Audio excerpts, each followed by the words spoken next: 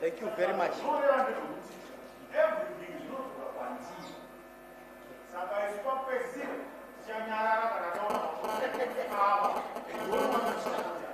Thank you very much.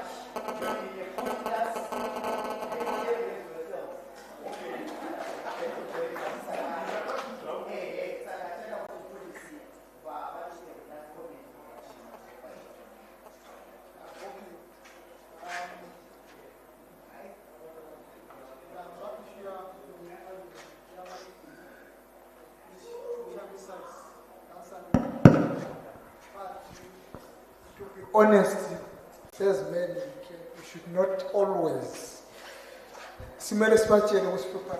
not always sesicala mbijana lapho akurayithanga. As men, njalo futhi sibona ukuthi abantu wethu should not see inyembezi zethu. It's not right, it's not good. Kumele sime njengoba because basithembe kakhulu. Bastrusta kakhulu, basibona singenza izinto ezinkulu. Asibatsheleni kodwa sime njengabobaba abalezi izinto ezinkulu abangazenzela abantu babo. La nxa singakalutho siphonga umayima khonapho ukuthi basithembe. Hayi ngakhuluma kube kuningi lesipray. Siyabonga Nkosi nasi isifundo esiphela so siqiniso sinika amandla njengezimuli. Sikhulise sihlangana lezinto esihlangana nazo ezinye ezinzima kakhulu kodwa Nkosi njengezimuli sithembe wena ukuthi usitshengise indlela ukwenza ukuthi siphile impilo efunwa nguwe ngapha abantu bethu sibanikela kuwe labo belezinto lamaphupho abalawo banike Nkosi ingqubekela phambili kukho konke abakwenzayo thandaza ngokukholwa egameni lenkosi uJesu amen. Amen. Tino Tender, hand over to President Bishop.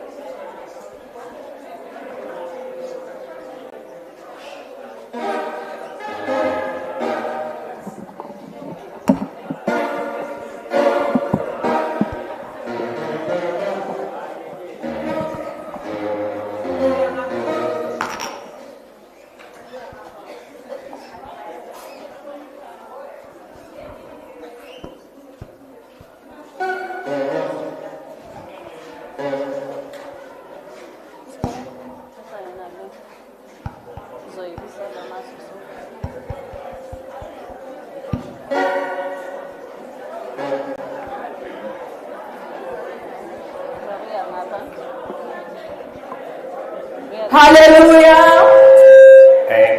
Hallelujah, church. Amen. Hallelujah. Amen. I was glad when they said, let us go unto the house of the Lord. Amen. Amen. Amen. Amen.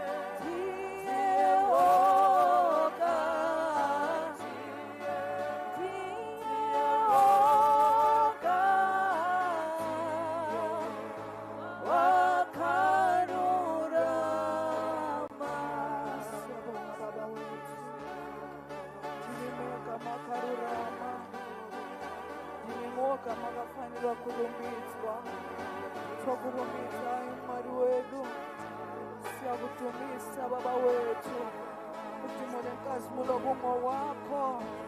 Oh, give it unto your name. You deserve all the glory, you deserve all the honor. Udumo kuwe baba wetu, nkazimulo ni yako, ubukhosi bumo bakho, siyakuphakamisa kulindawo. Oh, Ndimimoga Makarurama. Oh, be lifted to your name, Almighty God. We thank you for your gentleness. Wewe dofana lukubonga. Wewe nodwa. Oh, riande sekeri amando kocho kori andereke. Kari andereseya.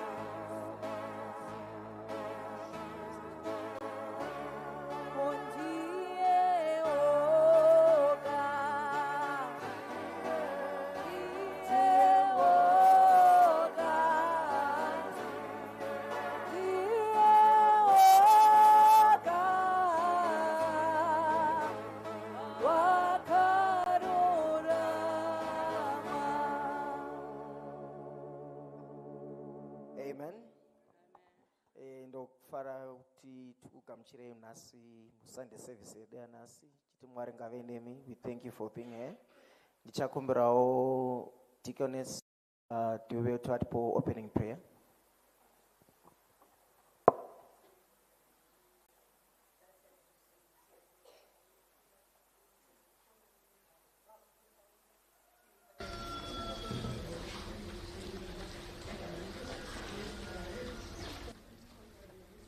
Baba, sikhokekelele kuwona ngomhlawumbe. Siyaphileka namhlanje ngokuthula ukuthi kulindawo uma kuwuwe wena wedwa baba ngelithi igama lenkosi ethu Jesu siyakuphakamisa wena sizehlisa sincipha namhlanje endlini yakho Nkosi ngegama lenkosi ethu Jesu thatha kuwuwe baba isevisi yonke osemijule ngiyanikela konke ngelithi igama lenkosi ethu Jesu. I will pray, Lord my God, the Lord that I let you be namhlanje Nkosi intalezindebe zakhe Nkosi kube ngokhulumayo yithi baba. We pray Nkosi yamengcwele for ilizwi eliqondalela namhlanje eliqondane kulezi zimo zethu baba ngelithi igama lenkosi ethu Jesu siyakhuleka namhlanje. Amen. Before we sit down, the praise and worship lead us in the singing of Amagama Hymn 78. Amagama Hymn 78. Twalalami laphakathe mangikho senjalo kuwe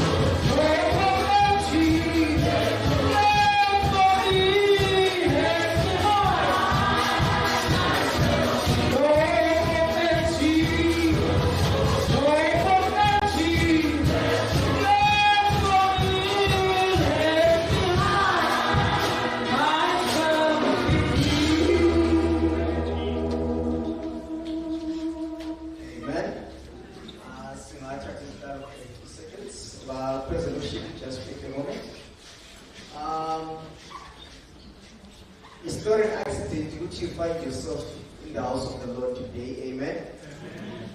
It's an encounter that God has intended for it to happen. So welcome.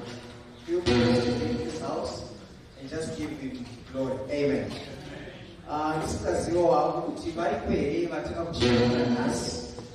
Or those they were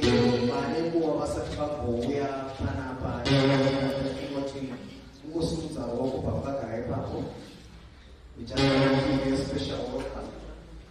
Amen. If you don't mind, could you just think up Church to quite a special welcome? My producer, please, can you welcome him the way we do?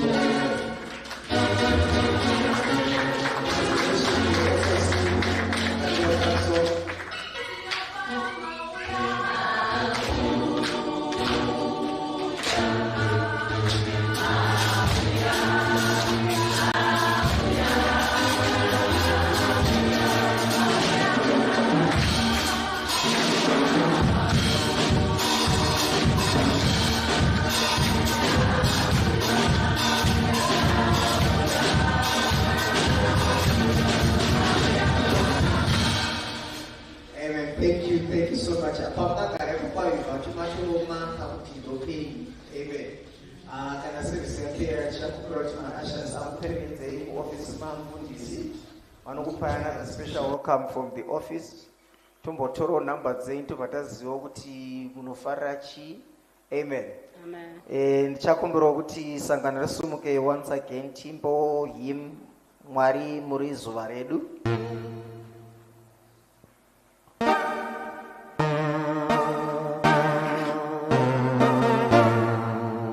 Mwari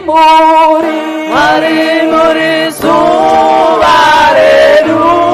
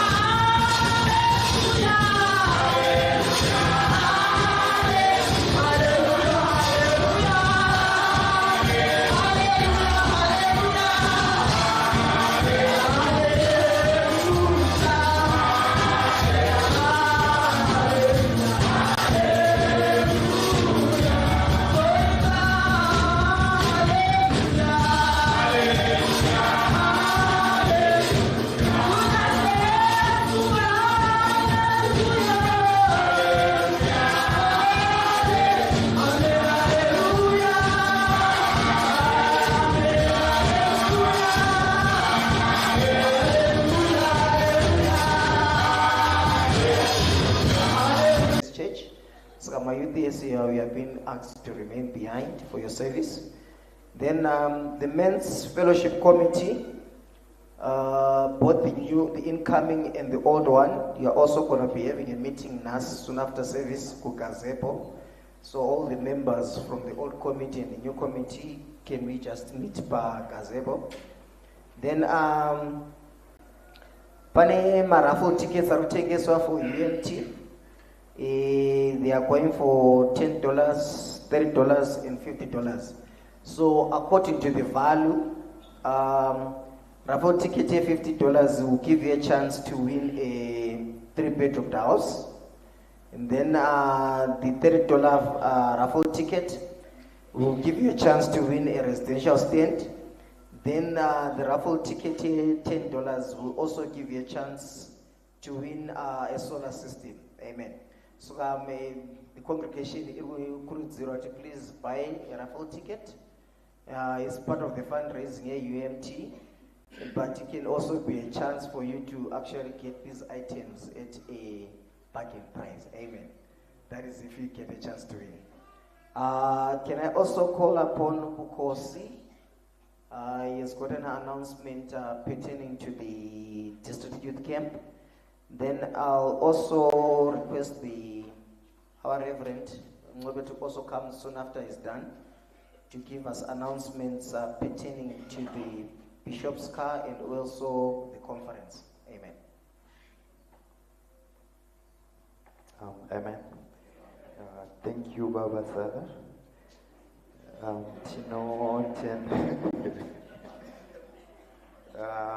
Ndawaya ndakamirira district youth committee sezvo zvataurwa kuti it pertains to the district youth camp. Amen. Tichava necamp yedu kumudziashe resort musi wa 9 to 11 August. Sezvo muchiziva kuti mayouth tofarira nzvimbo dzakangosimukira but kazhinji kacho dzinowanzoti dhure. Saka we tried our very best kutsvaga inenge yakati chipei iye zvekare ichimita mastandards ema-2000. Amen. Saka camp fee yedu ichange ichiita iyo $30 chete, but we are still trying kuti tiite fundraising so that it becomes even cheaper. Naizvozvo tikukurudzira vabereki mutisapotewo even kana takuita fundraisings edu. Iye zvekare tachikumbirisawo kuvabereki even the youth kuti kana muchikwanisa kubhadhara maybe a deposit fee of $10 to confirm your booking by end of June. Thank you.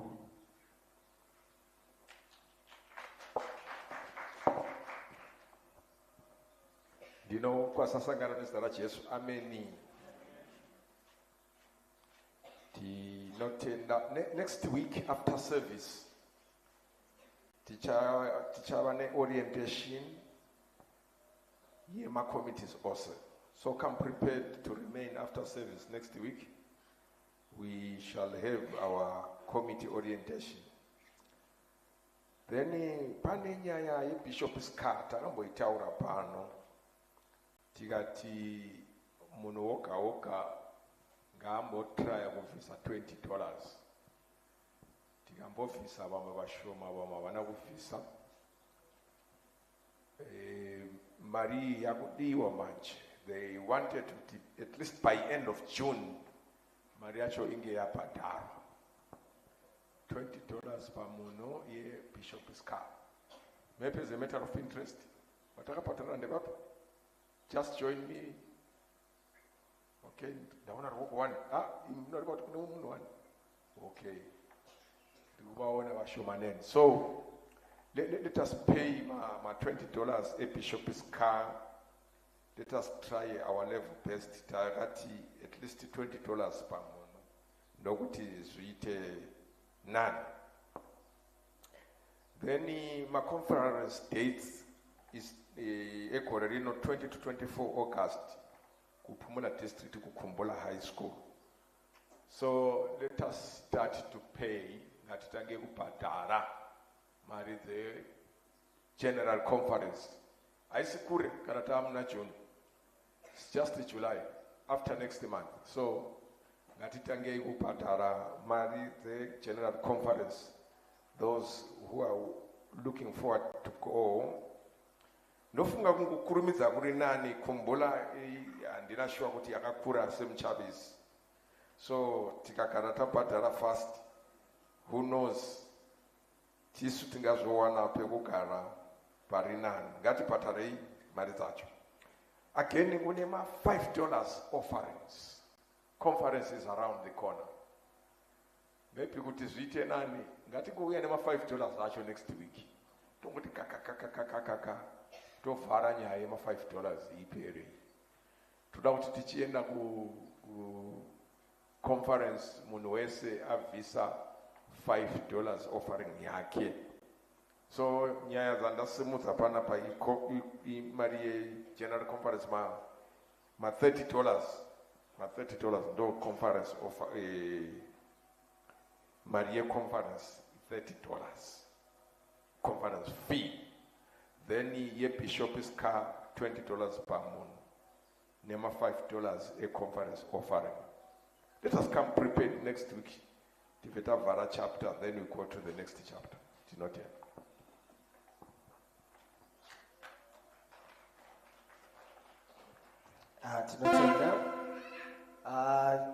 Just as an encouragement, Vasarambo attend our conference. Please make an effort to go attend and just be blessed and you understand it's not like it's a say. Kusangana from other congregations. Amen. So please do pay up and attend. Especially my youth. Why they say one know that blessing from that side, my baby. Amen. In this moment in time, churches are back again. Our conference, our praise and worship. Praise and worship. Can you come back yet again and give us at least 2 or 3 songs before we receive our word today from our assistant pastor Moy. Amen. Amen.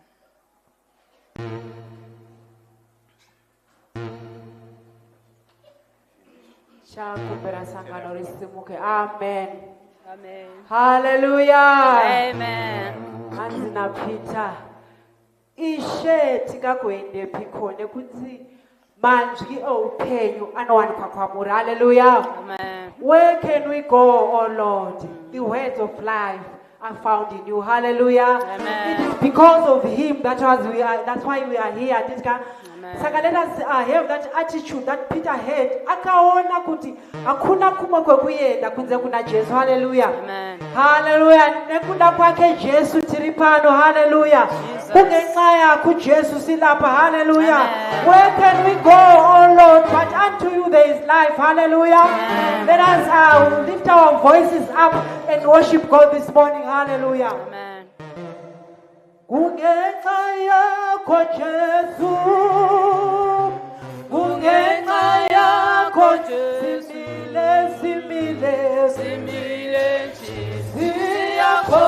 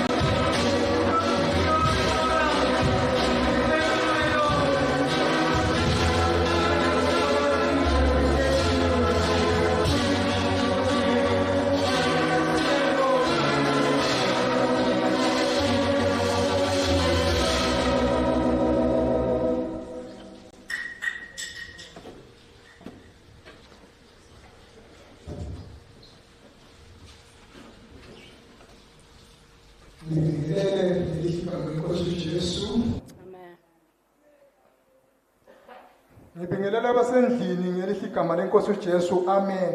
Amen. ndikwaziseni sidarishe Jesu amen Laba sibona sikhatshana siyabananzelela ngelihle igama lenkosi uJesu. evari Amen. kutiona tiri kure tinokucherechedzai nemusidarishe Jesu amen Amen.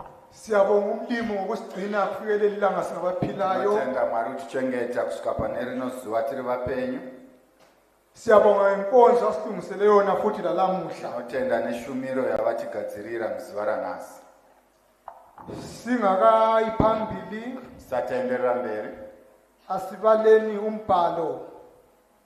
Enza cela uevangelist Mrs Phiri asibalele. Sizabala ku Acts 18 verse 1 up to 2. Acts 18 verse 1 up to 2. Chapter 18, verse 1 and 2. After this, Paul left Athens and went to Corinth. There he met a Jew named Aquila, a native of Pontus, who had recently come from Italy with his wife and Priscilla. Because Claudius had ordered all Jews to leave Rome, Paul went to see them. Amen. Sibalele you Psalm 133 uvale verse 1 kuphela. Psalms 133, verse 1. How good and pleasant it is when God's people live together in unity. Amen. Amen. Nga uJesu khona lapha konke kulungile. Nga uJesu khona lapha Konke kulungile. konke Konke, konke, konke kulungile. Konke.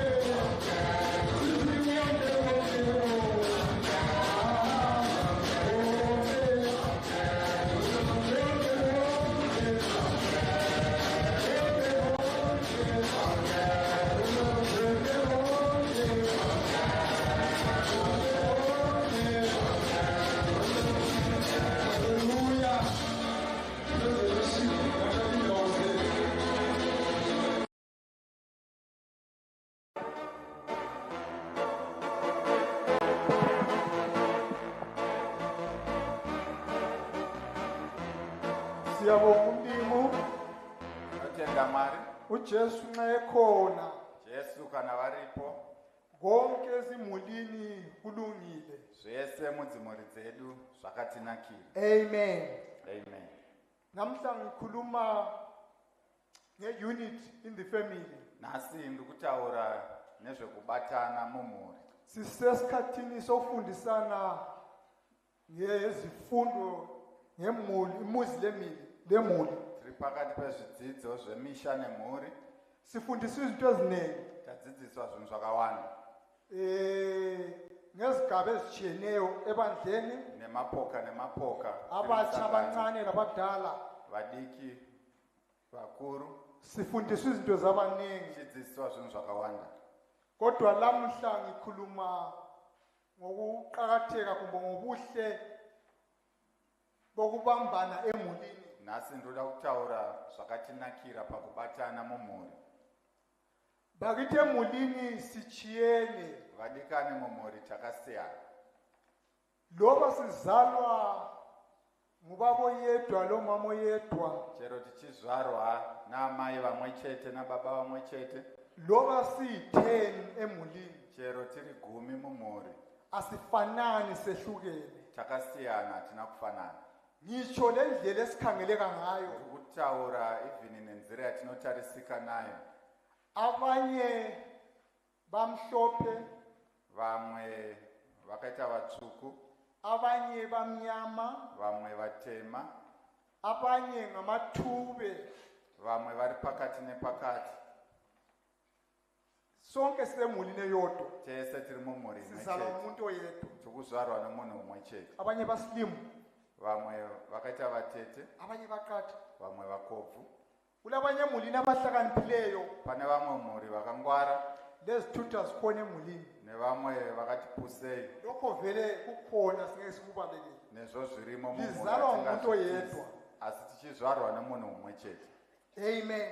Amen. Emulini kulamavila, Mumhuri pane simbe, emulini kulabantu abakhutheleyo. pane vamwe vanoshanda, Kodwa sizalwa emulini eyodwa. asi tichizvarwa mumhuri imwe chete. Lezi zinto esizithandayo zitshiyene emulini. Nezvinhu zvatinofarira zvakasiyana mumhuri.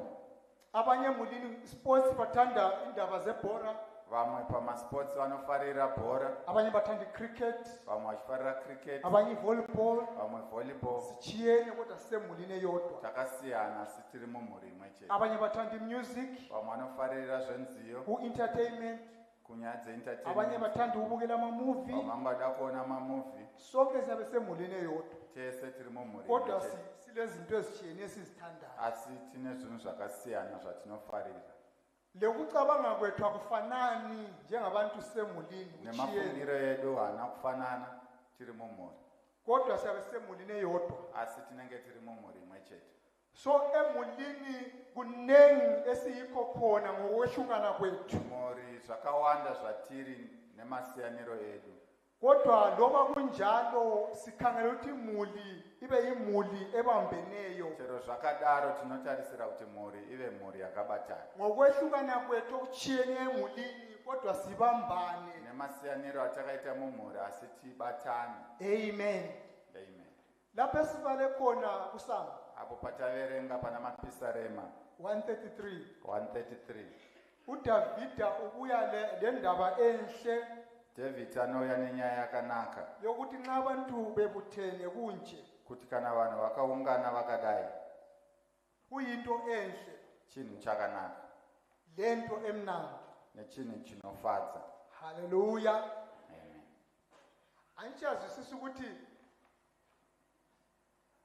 uthi ku-good Handiti munonzwisisa kuti anoti zvakanaka abesithi pleasant oya oti zvinofadza. izinto ezihambelana kodwa ezitshiyeneyo. Zvinhu zvinoenderana sezvakasiyana. Kulento egood engeke ibe pleasant. Pane chinhu chakanaka asi chinogona kunge chisingafadzi. Hallelujah. Kulento futhi epleasant kodwa engeke ibe good. Pane chimwe chinhu chinogona kufadza asi chisina kunaka. Ugood sikhuluma ngento engathi singathi iyabe immorally right. Kunaka chingogona kunge chiri chinhu chinongonzi mumaonero chakanaka. Bese sikhuluma ngento epleasant. Koita chinhu chinofadza. So sikhuluma ngento engabe something esingathi is enjoyable kumbe or pleasing. Chinogona kunge chiri chinhu chinonakidza. Yinto kuyikho ukuchiyana kwakho. Ndokusiyana kwazvinoita. So okuhle kungeke kube mnandi. Chakanaka chinogona kunge chisinga. Kwesinye isikhathi okumnandi ngeke kube kuhle. So nguva chinonaka chinogona kunge chisiri cho. But nxa kukhulunywa ngendaba ye-unity, Asi kana pachitaurwa nezve uDavide ubeka uthi kuyi-combination yazo lezi zinto zimbili. paunity David anozvibatanidza zviri zviviri. Kutho ukuthi ukubambana kuqakathekile. Kureva kuti kubatana kwakakosha. Good kubuye kube pleasant. Kunge chakanaka zvakare chichifadza. Amen.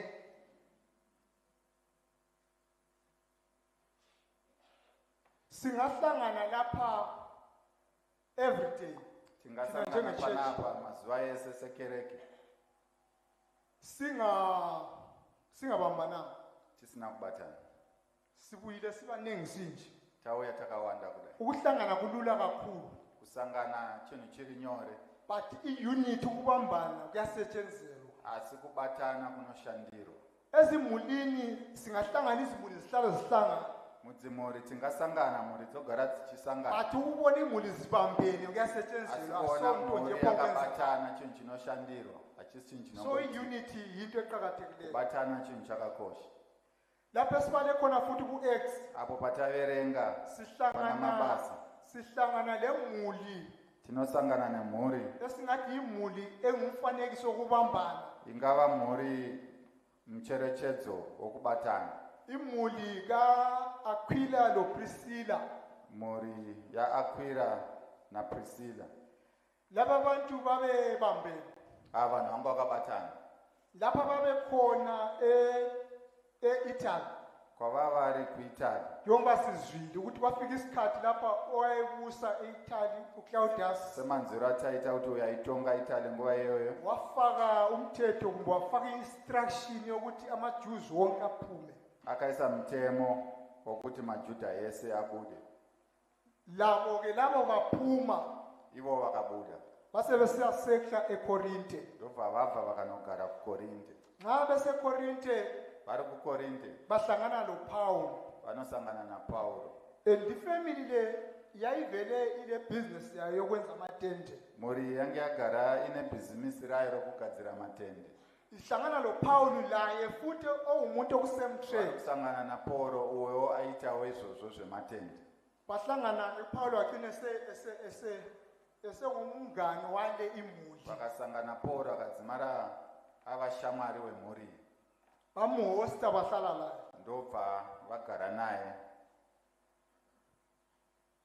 imuli le nxa ubusiness babe sibabonke mhuri kana vari kubhizinesi vanga vari vese nxa kungaba umsebenzi wenkosi babe sibabonke rikava basa ramwari vanga vari vese njengefamily semhuri so lama resources abo babawasebenzisa emsebenzini kamlimi nemaresources avo vaishandisa kubasa ramwari as a family semhuri so ifamily engumfanekiso omuhle ekababa uAquila nomama uPriscilla imhuri inova mucherechedzo wakanaka yaAquila naPriscilla eBhayibhelini nxa kukhulunywa ngalaba bantu mubhaibheri kana pachitaurwa zvevanhu akukhulunywa ngoyedwa wabo akutaurwe neumwe chete kuyathiwa Aquila and Priscilla kunonzi Aquila naPriscilla kwenye indawo hlangane kunguPriscilla pane lo-Aquila nzvimbo inosangana naPriscilla naAquila so ifamily endawonye ebambeneyo imhuri iri pamwe chete yakabatana ezwisisa indaba yokubambana emulini inonzwisisa nyaya yekubatana mumhuri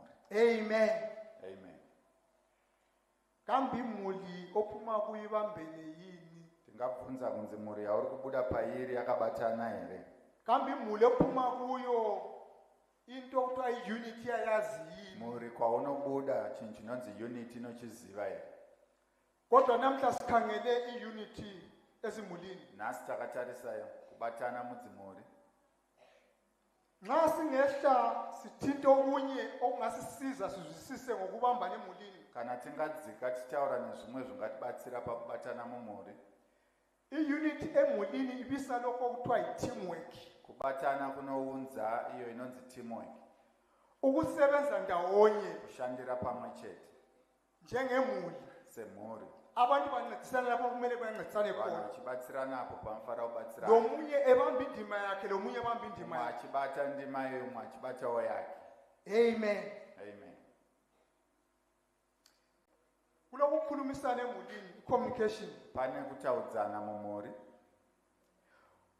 kuyinto eqakathekileyo ku-teamwork chinhu chakakosha pateamwork ukuthi i-communication kumele ibe clear and open kuti vanhu vanofanira kunzwanana vachibudirana pachena kucace kuhle abantu zvonyatsobuda bakuzwisise kuhle vanhu vozvinzwisisa imuli zigcina zisilwa ngendaba yokungacommunicate kuhle mhuri dzinogona kupokana nenyaya yekusataudzana zvakanaka lokuzwa ngani omunye uthe yena kanti besitsho lokho okunye okuchiyeneyo nekuita manzwira ekufungidzira kuti ati zvakati iye achireva zvimwe yikho kufanele ucace kuhle zvinofanira kubuda pachena kucommunicate ezinye izinto kulesikhathi kutaudzwana zvimwe zvinhu pachine nguva amen amen antsho ngingatsho njengobaba ukuthi next week siye ekhaya handii ndingataura sababa kuti vhiki rinotera toenda kuzwakale nje kuyinto enganilula zvonzwikwa kuchipile ukuthi ngakwenza lokho kuti chinhu chandingaita ichi but eqinisweni ukuthi laba engihlala labo asi muchokwadi ndechekuti avo vandinogara navo balezabo inhlelo labo vanavo maprograms avainawo ngeweekend naleyo ngithi kuye ekhaya kungenzakala ukuthi baya-attend omwe imitshato womngane wabo weekend handiri kutaura vanogona mba daenda kumuchato weshamwari yavo so kumele communication communicate kuhle patinotauridzana zvinofara kubuda zvakanaka potaudzwana emulini ebambeneyo kuzwisiswane kuhle mhuri yakabatana vanhu kuzwakale lama-programs akhona zvonzwikwa nemaprograms acho okwenzela ukuthi sonke sikhululeke zvoitira kuti tese tisununguke kule into ehlala ihlupha isikhathi esiningi pane chimwe chinhu chinogaronetsa nxa sesiya ku-communication kana takuenda panyaya ukuthi kulabanye abantu ababhilive ukuthi ngakhuluma ulutho lwami pana vamwe vanhu vanotenda kuti ndikataura ndichipopota abantu bazangizwa vanhu vanondinzwisisa kumbe kuzazwakala imeseji leyo ngifuna ukuthi bayizwe kana kuti zvinonzwika zvandoda kutaura bakhuluma abantu bechinga bakhulume bechinga taura vakakwidza zwi but ayisiyo solution ukukhuluma uchinga asi haisiyo solution iyoyo ngoba kunye kuzenzakala number 1 nokuti zvimwe zvichaitika chekutanga yikuthi uzabuchinga uchange uchipopota upromisa abantu lokubachaya wopromisa vanhu kuvarova khona kucommunicate into eqakathekileyo umele bayenze taura chinhu chakakosha chamufanira kuti vaite okuzayenzakayo ukuthi laba bantu okhuluma labo ifamily yakho nezvokuti vanhu vari kutaura nezvavo mhuri mako abasakuzwa lokho okukhulumayo havachanzwa izvauri kutaura sebemelele i-end result vamirira kumagumo ukuthi ekucineni uzathi ucinile ukukhuluma ususenzani uchati wapedza woita sei yikho babe bekumelele ndozvavakamirira njobe khuluma ngani ukhuluma ngokuchaya enxese siqeda ukukhuluma lapha sesichaywa zvari kutaura zvokurova panopedza sebemelele ukuchaywa vamirira kurova imessage oyicommunicate kubo abasayizwa meseji yauri kutaura vachayinzwa so indaba yokuchinga isikhathi esiningi kupopota iyi ulahleke izinto eziningi inoita parasike zvinhu zvakawanda amen ukuthi laba bezwa ngokuchingelwa kuphela abezwa nxa ungakhuluma kuhle uri kuti avo vanongonzwa vanopopotera havanzwi here kana wataura zvakanaka abasoze bezokuqakathekile umele ukukhuluma havasi kuzombozvinzwa zvakakosha communicate into yakho eqakathekileyo kuhle taura nyaya yako yakakosha zvakanaka uyicasise lezi zizatho zayo why ingamelanga yenziwe onyatsoexplaina chaizvo sei isingafaniri kuitwa okwenzela ukuthi nxa laba abakulaleleyo sebekuphambanisa kusasa bengasakwenzi kana vakatadza kuzviita mangwana ubuyele ubabuze ngapho lokho wodzokera unovabvunza nezvazvo amen so communication iqakathekile communication yakakosha iqakathekile emulini yakakosha mumhuri njalo ezintweni esiyabe sizicommunicate emulini kumbe sizikhulume emulini pazvinhu zvatetichaura mumhuri kulezinye izinto ezingezangakithi sizikhulumile ngezangakithi zvatinotaura ndezvemumba medu okungadingekiyo ukuthi sizisheye emgwaqweni hazvifanire kuti zvibude that's communication muroti yi-communication yabikhona njengefamily isenza sibambane sibe ndawonye chiita kuti tibatane tigare tiri esivumelane ngakho sakhuluma ngakho zvatawirirana zvatataudzana okungokwangithi zvinova zvekumba kwedu asikuyekeleni ngokwangithi ngazvigare zviri mumba medu amen singahambi lapho emgwaqweni tisafamba nazvo murodi haleluya nanko kunye okuswelekayo nxa siku-teamwork hezvo zvimwe zvinoshayika kana nokubiswa yi-unity efamilini zvinounzwa neunity mumhuri kuqakathekile ukuthi siphanane isupport njengemuli zvakakosha kuti tipanane rutsigiro semhuri njengemuli siphanane isupport titsigirane emotionally siphanane moral support topana moral support even financial support even financial kuqakathekile khona lokho zvakakosha izvi ukuthi sisekelane ezigabeni ezishiyeneyo njengemuli njengabantu ababambeneyo njengemuli ebambeneyo sana wakabatana ama-members efamily azazizwa ethandwa nhengo dzemhuri dzinodzinzwa bevalued vachikosheswa nxa sisekelana kana chitsigirana iviki lenye edlulileyo liyami vhiki rapfuura ngingangaba ngobulawayo ndambenge ndiri kubulawayo ngaya empopoma BICC tobva ndaenda kumpopoma lapho kungena khona imuli yami ngobulawayo panopinda mhuri kubulawayo saba khona sonke njengemuli siyi-4 nganje siyi-4 semhuri tiri 4 usimi ngaye wayesiya kupha ubufakazi bakhe simi anga ne testimony yake ngoba uyabhabhathizwa yokubhabhatizwa so sahamba sabakhona sahlala phansi saka fakazi takaenda tikavapo tikamirira achipa chapupu chake wakhanya kumthokozisa ekuthabela khona lokho zvakamufadza izvi. amen Amen. kuqakathekile khona lokho Zvakakosha izvi. ukusekelana ngayena leyo ndlela njengezimuli Kutsidzana nenzira iyoyo semhuri. njengemuli eliyabe libambene sezinto ndawonye Semhuri inenge yakabatana ichiita zvinhu pamwe chete. abanye abantwana banezinto abazenzayo esikolo Vamwe vane zvimwe zvinhu zvavanoita kuchikoro. kulama-sports abawenzayo esikolo Pane masports abanye avanoita. baku-entertainment site Vamwe vari bayahlabela kuentertainment, amakwaya vanoimba kumakwaya. kuyenziwa ama-competitions Kunoitwa nxa kusenziwa lawo ma-competitions kumbe nxa umntwana ilanga lakho uyagijima kulama-sports kana pane zvezvichiitwa. kunezikolo ezinye zikhona Kune zvikoro zvinenge zvichiitwa. ulitsheli ukuthi ngizabe ngigijima mina esikolo Akudza kuti ndinenge ndichimhanya. khompyutha labanye abazabuya ezinye izikolo Kompyuta nevamwe vana. njengemuli kufanele ukuthi sisekelane Semhuri tinofanira ukuhamba libe khona nje limqakezele izandla kunge muripo muchimuombera. nxa uyakwazi ukuthi kukhulu njani khona lokho Dai maiziva kuti zvakakosha emntwaneni kuqakathekile kakhulu khona lokho kumwana zvakakosha. so asikuthatheni serious khona lokho Ngatizvikoshesei izvi. sisekelane ngayena leyo ndlela Tsigirane nenzira iyi. amen Amen. bayakuthanda kuhle Vanozvifarira zvakanaka. usekelo olunjengalo lolo Tsigiro yakadai. nxa ephuma nxa ehambe sesithi umama wami lowo kumbe usisi wami lowo Mai vangu aiya nzi yangu. kulabanye usisi wangu. Kune vamwe uzizwa esapotiwe anonzwa akatsigirwa zvakanyanya. umntwana enze kuhle athathe amamendula Ana waita amanengi zvakanaka waita mamedals akawanda. uzwe ngabanye bavela khona ukuthi umntwana wakho izimanga azenze ngale Kuti mashura taizviitirwa nomwana wako. wawine umntwana akho waphiwa lokhu waphiwa lokhu Apiwa icho neicho. it's not nice nxa ungumzali kumbe nxa uyimember wefamily Hazvina kunaka kana uri mubereki kana uri member yefamily. lingasapoti omunye wefamily Tsigiri umwe wemhuri. kodwa nxa likhona Asi kana muripo kuba kuhle kwemnandi chinova chinhu chakanaka ende zvichifadza. sibona abanye babegade amafuramachina Tinoona vamwe vaikwira ndege bezobona abantu babo ababe berepresenta mhlawumbe country tichiona vanhu vavo vanenge vachirepresenta nyika ku-national team panational team. sasikubonile khona bakuqakathekisa kuqakathekile Vaizviona izvi, asikuqakathekiseni vaizvikoshesa. sisapoteni Vatizvikoshesei, abantwana tisapote vanhu. uthatha i-day off sile Wotora day off. angikho emsebenzini Handisi kubasa. ngiyabona umntanami Chambonoona kulalokhu mwana akwenzayo esikolo pane ichi chaari kuita kuchikoro. kuqakathekile lokho Zvakakosha izvi. thina esikolo sasisenze sasikwenza kudala Kuchikoro tine zvataita makare. besizwa ukuthi senze okunye esikolo Vachibonzwa abadala kuti pane zvatiri kuita awungani nje ukuthi ungasuka ekhaya usuke uyetshonisa esikolo vakuru vabve kumusha. Kubukela abantwana vaende begijima. vanoona vana vachimhanya kuchikoro. unganikwa ungani nje akukhala Chinova chinhu chatisingabudi. kodwa kwakuqakathekile khonokho thina esikhona kathesi Zvakakosha. asikwenzeni xa ungenziwanga kithi Zvinotireko. kodwa asikwenzeni ebantwaneni Ngatizviite kuvana vedu.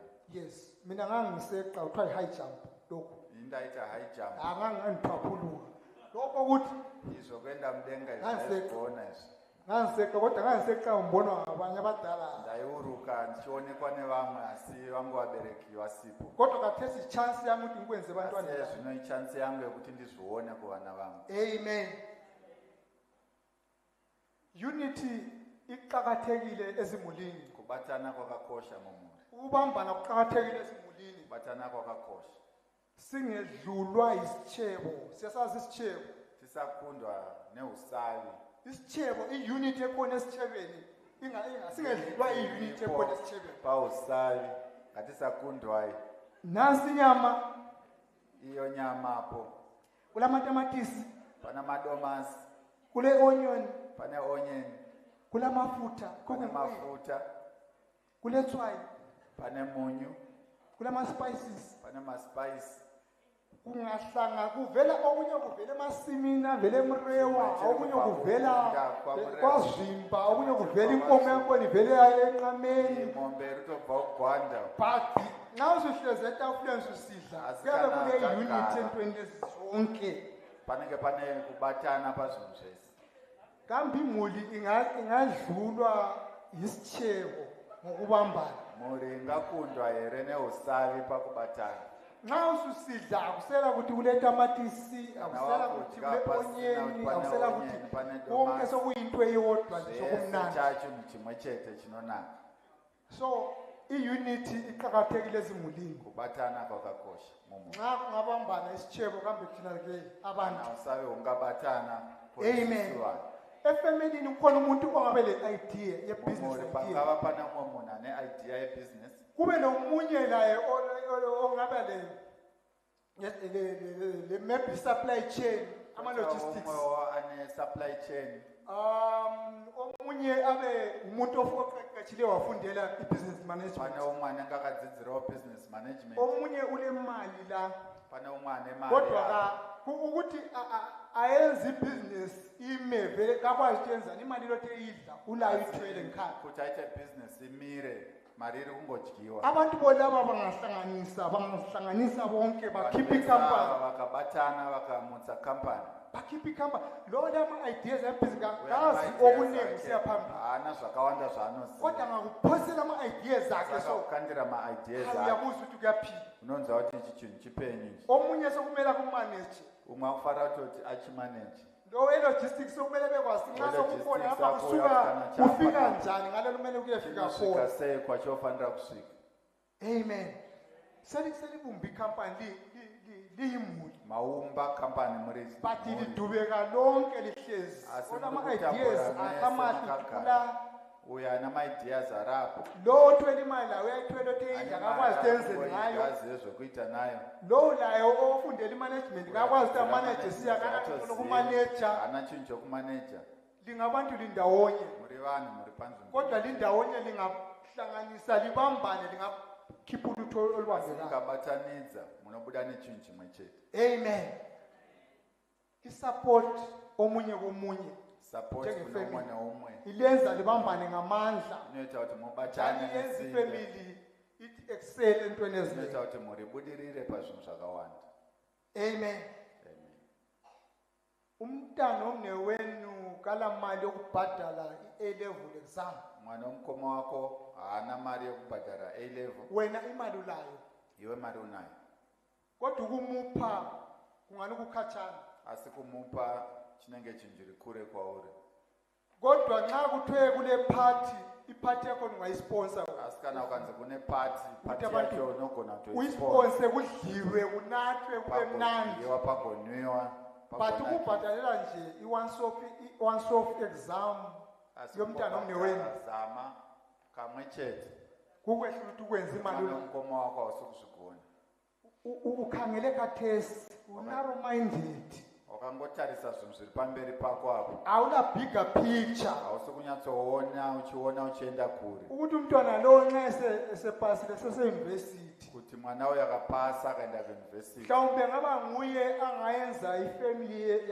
yangakini itshintshe yonke angaguma ari munhu ashandura mhuri yenyu yese wena ukhangele khathesi asi wakangotarisa pamberi pako but amafamily abambeneyo asi mhuri dzakabatana ayakwazi ukuthi nxa ngibhatalele lo ngihlanyele emulini kusasa kungenzakala ukuthi kube lokunyaka mumhuri mangwana umntana amengimzeleyo mina angabhenefitha nginotaura neni ndingabhenefitha nauyo ngabantu abakhangela phambili vanhu vanomuono uri kure amen simeni ndawonye njengemuntu tomira panzvimbo imwe chete semhuri izinto zingamanga kuhle zvinhu zvisina kumira zvakanaka siphikelele totsungirira sibe resilience tova ngenxa yokuthi sibambira nokuti takabatana singabambananga tisina kubatana omunye aphumele mwana ubuda wendawo omunye aphumele mwabuda wendawo omunye aphumele mwabuda wendawo abantu bahlangana ntambama vanhu vosangana manene behlangana khona intambama uhlangana behlangana ntambama ikhona bebona ukuthi abakwazi baza kudlala vachisangana manheru ndopavakutoona kuti havazivi kuti vachadyei abantu abangayenzi izinto zabo ndawonye vanhu vasingaite zvinhu zvavo panzvimbo iluhlupho abahlangana ndo dambudziko but abayenzi izinto ndawonye abacommunicatayo asi vanoita zvinhu zvavo panzvimbo vasapotane vachitsigirana baqakathekisane vokoshesana babe le-trust komunye vova nekuvimbana hayi loba kunzima kuba mnandi chero zvakaoma sei zvinova zvinonakidza mumwoyo. uDavid utshele kuhle usitshele kuhle ukuthi Dhavhidhi azviisa zvakanaka ukuhlangana into enhle kuti kusangana chinhu chakanaka, but ukuhlangana into enhle njalo futhi emnandi sibambene. kusangana chinhu chakanaka uye chinhu chinofadza takabatana. Singahlangana kuphela singabambananga. Tikangosangana chete tisina kubatana hapana. Sihlangane kuphela kulama factions emulini. Tongosangana chete Kule group le abane emulini. nemapoko Le group le neiroboko le group le neiro. le group ngavele ubani akhulume Bokairo kana uyo akataura bonke sebelandela. vese vakutera. Kule inye kulo munye futhi la nga Pane umwe futi apa engathi asiye ekhaya bonke akati sebelandela. tiende kumusha vese vakutera. Kule inye ngapha Pane umwe ethi asikhiphe imali bonke sebelandela la. vatibvise mari vese vakutera Efamily eyodwa mumuri imwe chete. lingaba yifamily leziqephuqephu alindawo. Muri namapoka mapoka kuna Ayindawo hakuna kwamunoenda ngoba ifamily enjalo igcina isilwa. nokuti mhuri yakadaro inogumisira yakurwa. Abaphelele kulweni babulala Abaphelele nabantu pakurwa. angene phansi la. Vanourayana. Ngisho umntaka nyongo sibi Ndichitotaura mwana wamai vako mbulala omuuraya ofa ngendaba yokungabambani. nenyaya yekusabatana. Hallelujah. Amen. Asizwelaneni njengezimuli. Ngatinzwiranei semhuri. Njengezimuli sizwisisa ukuthi kumele sibe le compassion sizwelane. Tonyatsonzwisana tofanga tine compassion. Sibe le empathy uzihlupha ukuthi kathi ngayimi kodwa ongene kuloko ongene umnawami kambe benzathini sure. Tonyatsonzwirana kuti denda ndirini ndapinda dambudziko remuning'ina Ubuzwa ngani nguwe. Unyatsonzwa kunge ndiwe. Sixolelane. Toregererana. Xa saba le teamwork sibe le unity. Kana tikaita teamwork tova nekubatana Vele sahamba ngani siyagonqana kwezindawo. tichafamba tichiita kunge Kodwa kumele sixolelane sithi move on. asi tinofara kuregererana. Hallelujah.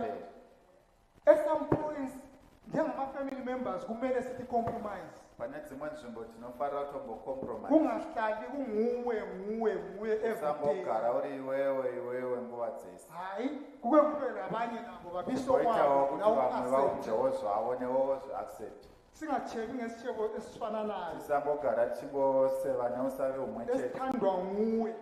unofarirwa newe chete. Nxa uthanda inkukhu Kana uchifarira huku singadli inkukhu everyday. tozodya huku mazuva ese. Ndathi inyama ina ledura siyafisa ukuthi sike siyizwe. Todambodyawo bhifiyo inodhura. Amen. Loma sibukele ama-TV. Chero tichiona ama-TV. Lathi esifuna ukubona ama-cartoon sibona ama-cartoon. Toda kuona makatuni tombopiwa umkana. Ababukela ibhora balibukele. Vanoona bhora vombo. Abazabona imovie labo bayibone. Fanele tu we Kufanana need umikana. to compromise. Tinofarira Sonke kumele sizizwe singithi sikholisa. tisikonzwa tiri kumba kwedu tichinakira. Kungabi lomunye ongathi ngibo umonda Pane nabanye. umanonzwa kunge hapana ndopedi. Sisefamilini eyodwa. Tese tiri mhuri imwe chete. Amen. Amen. Umlimi asiza ukuthi imuli zibambane ngaleyo ndlela. Mwari atibatsire kuti mhuri dzibatane nenzira iyoyo. Yekela ngihambe ngiyefika gijime ngifike ekucineni. Reka ndifambe ndimhanye ndisvike kumagumo. Sizwile ngalaba esibale ngabo uAquila. Tanzwa nezveavo vataverenga nezvavo Baba ngumfanekiso omuhle wefamily ebambeneyo. vakava mucherechedzo wemhuri yakabatana. Ekwazi ukwenza izinto ndawonye. Inoziva kuita zvinhu pamwe chete. Elendlela futhi yokusebenza ukumisebenzisa ama-resources abo emsebenzini kamlimi. Nenzira yokushandisa ma-resources avo kuna Mwari. Enqese siyagcina mpongo ngitshintshe ukuthi sizwisise ukuthi nxa silapha ngikhulume kakhulu ngathi izimuli emakhaya ethu. Tinzwisise ukuthi ndataura nezvemhuri kudzimba dzedu. Lathi silapha echechi Nesu tiri siyimuli. panapa tiri mhuri. We are a family. Tiri mhuri. Ama-attributes engiwakhulumile amanye ngale aya-aplya futhi lathi lapha Enzaniso sisechechi. yese yandataura uko inoshanda nemuno mukereke. Amen. Amen. Iyasebenza nakhona apha echechi. Zvinoshanda nepano. Ngitshintshele ukuthi siyagcina ngathi echechi. nditaure izvi ndichipedzisira nesu mukereke. sikhulumile ukuthi basebenzisa ama-resources abo echurch Tataura tikati vakashandisa maresources avo muchechi, bafundisa futhi echurch. vakadzidzisa muchechi. Ungabala u-26 Ukaverenga- lapho sibale khona laphana ku-Acts Pana 18 Acts 18 pana verse 26 kunojaha okuthiwa ngu-Apollos. pane mukomana anonzi Apollos. Lo mfana wayeshaya ivangeli, Mukomana aiita shoko, ama-scripture wayehlabela. mascripture aita ekuimba. Nxa esemile phambi kwabantu, Kana amira pamberi abantu pevanhu, babehlala ekucineni kwezitulo. vanhu vaigara pamapeto pemabhenji. Wayele-passion yokuchumayela lundoda, Anga nepassion, wayeshaya ivangeli elizwakala kwalizwi. aitaura shoko rinonzwikwa vanhu vonzwa. Kwelinye ilanga echumayela ngale ndlela wayechumayela ngayo, Musi achiparidza, u-Aquila lo Priscilla babekhona, Aquila naPriscilla anga varipo, bamlalela bamuzwa ndobva vamuteerera vakamunzwa. ukuthi hayi lo mfana indaba yayitshaya. Zvikanzi mukomana wenyaya ari kufamba naye. But uhlupho lwalukhona ukuthi wayeshaya indaba ayefika kuphela laphana ngobhabhathizo lukaJoni angadluli. Dambudziko rake aifamba nenyaya yake kusvika pabaptism Indaba yaJona yokufa omira. kwaJesu lokuvuka kwakhe lamandla Nyaya yokufa nekumuka Wayengafiki. kwaJesu nesimba riripo anga asingasviki pariri. bamthatha bathi bamento bamfundisa Vakamutora vakamudzidzisa, bambonisa. vakamuonesa. Esuka lapho Achibva ipapo ivangeli lakhe laba wesi. vhangeri rake rakabva rasimba. So ngikhuluma lathi njengechurch sikhona la. Ndokutaura sekereke tiri pano. Nxa sibuyile singama-families se-church, Kana tauya tiri mhuri tiri mukereke, sikhangelela imuli ezibambeneyo takatarisira mhuri dzakabatana, ezizaba sebandleni elibambeneyo, dzichange dziri mukereke yakabatana. okuzathi imisebenzi ekhona echurch isebenze Chaita ngokubambana. kuti basa ririmo mukereke riitwe nekubatana. Amen. Amen. Bathatha omunye bamfundisa, Vakatora umwe vakamudzidzisa, omutsha bambonisa izinto. vakamuonesa zvinhu. Wasuka lapho wachumayela ivangeli wasiza abaningi. Akabva ipapo akaparidza vhangeri akabatsira So vanhu vakawanda. siyaswela ukusizana, teamwork Tinoshaya lapho lapha echurch, teamwork. teamwork. Tsigirana, Sisebenze sonke, tichishanda tese, umsebenzi nguwethu sonke, basa nderedu tese, siubambisane sonke. Kungabi tobatsirana. labanye abahlezi phansi, Pasava namwe anogara pasi, ababukeleyo, vanenge vachingoona, ama-spectators, maspectators. abathi laphana sokulungile laphana kurongo Vanotapo laphana panaka kulungile apo laphana kurongo. hapanamira zvakanaka apo panaka. Asingeneni sonke. Ngatipindei tese.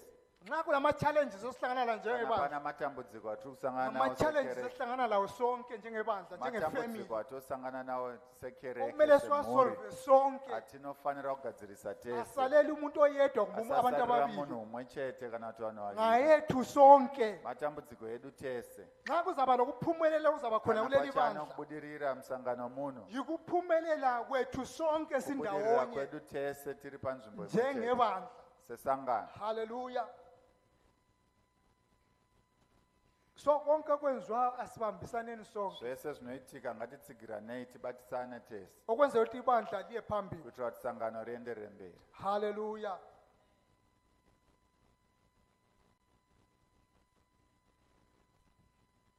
Ebandleni la izolo Musangano rekare. kule ndoda okwakuthiwa nguJames, umfundi Pane kaJesu murume yamasi, ainzi James munomuziva. umfundi kaJesu. Mudzidzi waJesu. Ngokuchumayela ivangeli Nekuparidza vhangeri. kwaze kwafika ukuthi ababusayo Pakasvika pekuti vatongi kubahluphe, zvakavanetsa. baqalisa ukubapersecutor, Vakatanga kuvasunga, wabotshwa, akasungwa, wabulawa, akaurawa, aqunywa ikhanda. akadimburwa musoro. Ibandla sokwenzakale lokho Sangano izvo zvaitika. lisamangela ukuthi kathi kwenzakalani. Lichiri kushamisika kuti ko chii chiri uJames kuitika. umfundi kaJesu Ko ubulewe, James mudzidzi waJesu aurawa. ebotshwa besithi uzabotshwa, Achisungwa atshaywe, achifunga kuti akhitshwe, achangosungwa orohwa kodwa oburidzwa. usebulewe. Vakaona atodimburwa musoro. Besakhuluma Vachiri ungayingaphi, kutaura zvisati zvaenda kupi. wazwakala ukuthi uPeter usebotshiwe. Zvikanzwika kuti Peter asungwa. Kutsho ukuthi la sokusakwenzakalani. Zvakureva kuti naiye Kuti zvakunoitika usesiyakufa. zvimwe chetezvo. Ibandla labandawonye sangano yakaenda panzvimbo kwaba imwe ne-unity ebandleni ndobva pakava nokubatana musangano ibandla lathandaza umthandazo ndobva sangano ongapheliyo raenda constant rikanamata prayer munyengetero usingaperi ongapheliyo ukuthi Nyengetero upeter singaperi.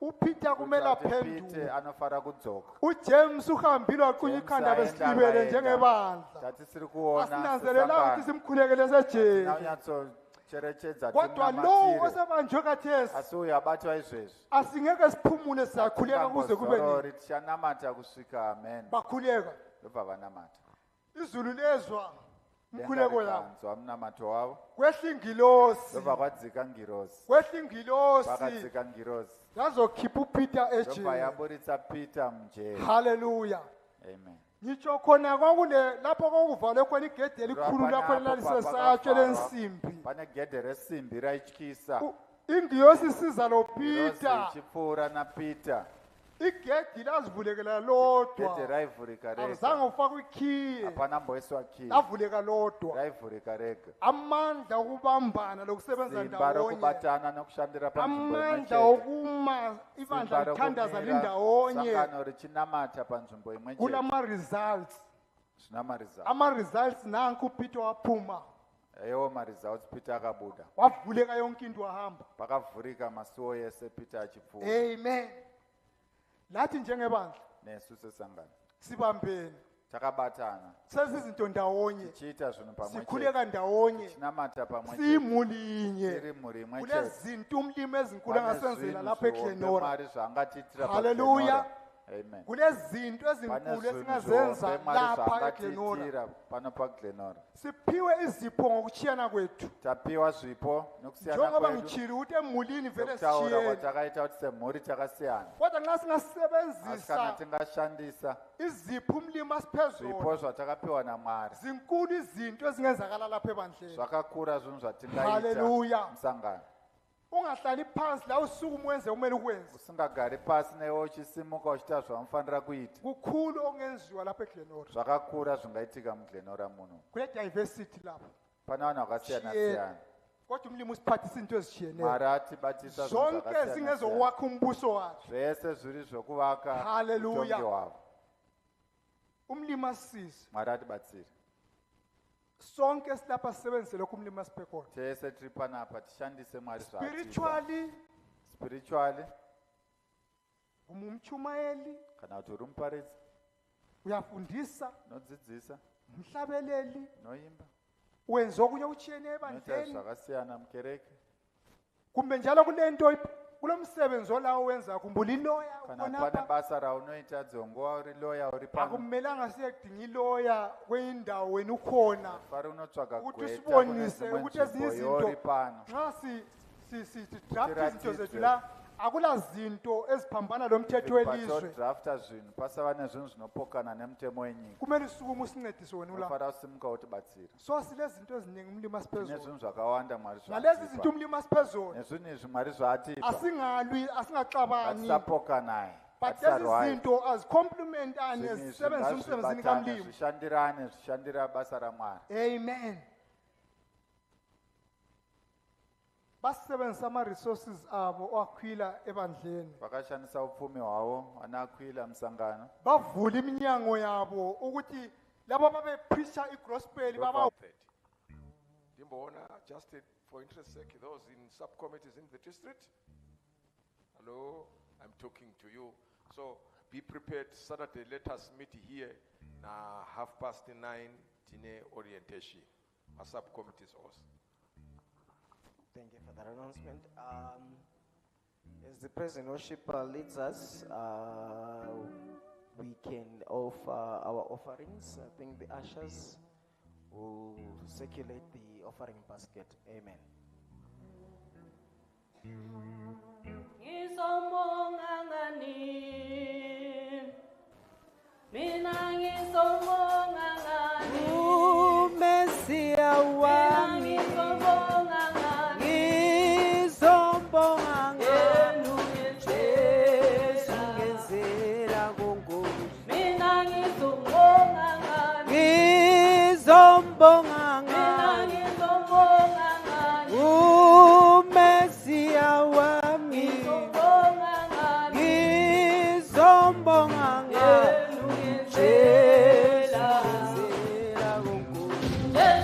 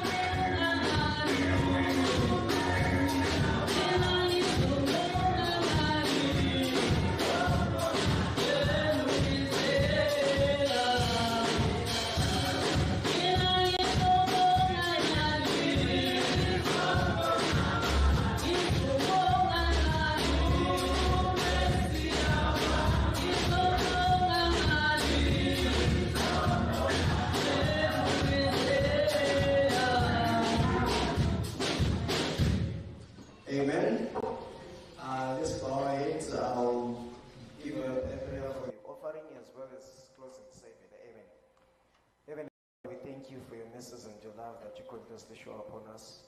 We thank you for the members that have given their offering unto you. May you bless them and enrich from wherever they have taken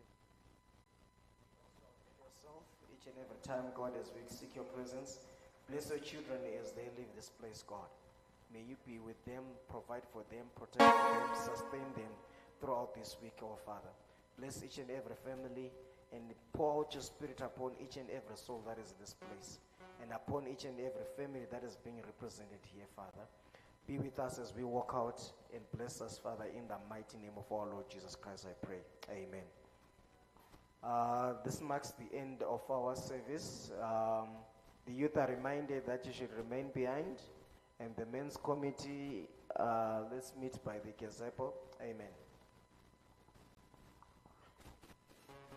Nantiana Silver